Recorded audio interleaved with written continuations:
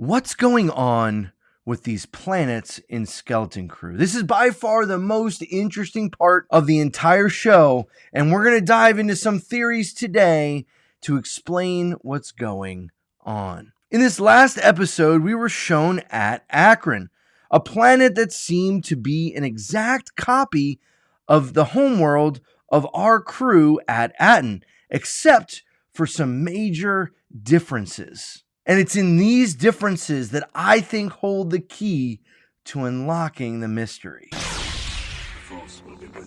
From the moment we step foot on Akron, something feels dark, wrong. I think the camera angles and the music helped with this immensely. And then we quickly find out that this is more than just a clone planet of Aten when we meet King No Head, the giant statue missing his head, clothed in what appears to be some kind of overcoat with his hand outstretched, as if inviting people to the planet. This isn't a statue we've seen before. This isn't something we were shown on Aten, and that the way the kids act, particularly Wim, by giving it a weird name instead of recognizing it as something that was similar to their own world, makes me think that this is our first key difference, that this statue is in fact probably the supervisor type role here on Akron. But that's not the only major difference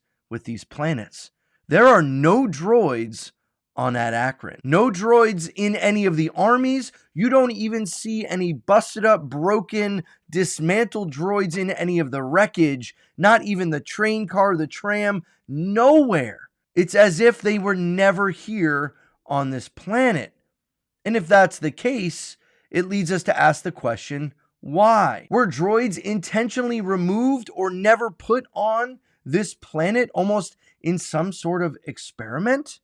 Or were the droids all destroyed because they were the problem? Either way, the lack of droids here definitely starts to build an interesting case for what's really going on. Even more is revealed as we start to look deeper at some of the other things that are different. Like there is no one of Neil's species on Akron. Yet this elephant-type species is even seen in the main mural that is on Aten, so there's something different here. Were they, like the droids, eliminated or never included? Either way, it doesn't seem like people are surprised to see Neil, and maybe that's just an attitude of being in Star Wars. When you see an alien or a different species, you're just kind of used to different species. But it's definitely not bothering Neil, or at least not seemingly so. It doesn't feel like he feels out of place or recognizes anything. So maybe we're reading too much into it, but it is a difference between the two planets. And then there was one other thing that was present on Akron that is not seen at all on Aten, and that is weapons. I don't think that's a good idea. No, it's fine, just look. We see weapons everywhere. Everything is turned into a weapon. On Akron, people have staffs and guns and blasters, and there's this giant cannon on the roof. There's so many different weapons because this is a war zone.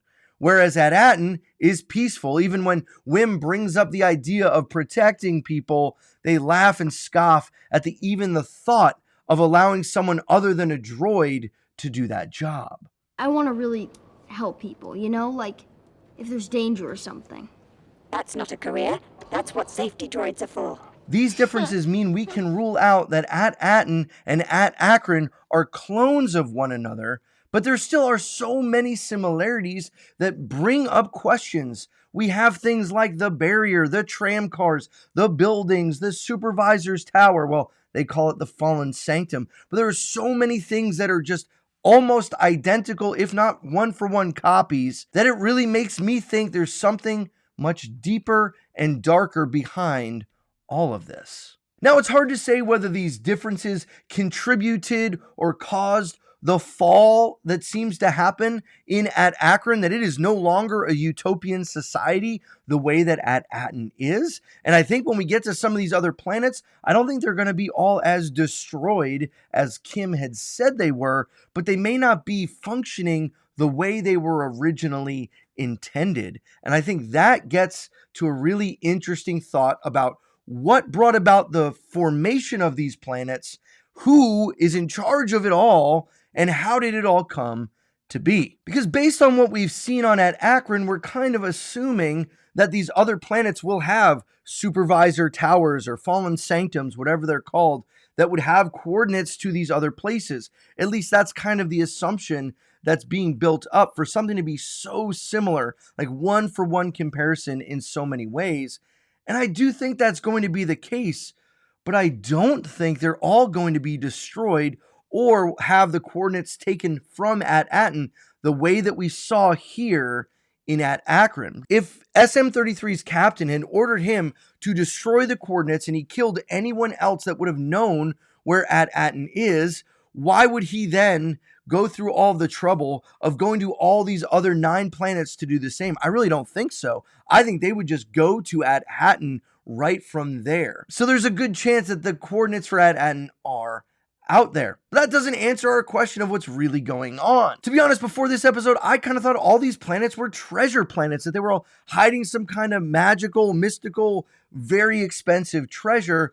But in reality, I think we're seeing that these planets do have a connection, but not each and every one of them is necessarily rich with treasure the way that Aten is kind of assumed to be. And I'm sure this has to do with the way that the credits and the accounting and all kind of the money type stuff that seems to be surrounding Aten is very different from what we see on Akron. I'm kind of under the working theory right now that I think these planets were set up as some kind of experiments to see what types of conditions would be best to live in. I've seen some even say that that would make Akron set up as kind of a warring planet where there'd be 2 tribes fighting against each other.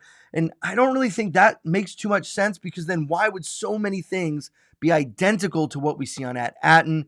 I don't think that that would make as much sense, just as maybe each one of these has different elements, different species in or out. Like this planet had no droids, so the lack of droids maybe had the economy fall in a different way, that the power was corrupting because these other people were in positions of power. Whereas you go to Aten, and maybe Aten is completely run by droids and they don't get corrupted or desire more. They just run on their programming. And because they just run on their programming and stay within those guardrails, everything in the society keeps working in the right direction. And I have a feeling we're going to still see another planet that might have been chosen to be run by elites, or at least it kind of looks bougie. We've seen some screenshots of that. And I wonder if each one was set up just a little bit differently, partly as an experiment to see what could make the best society or to help with the great work.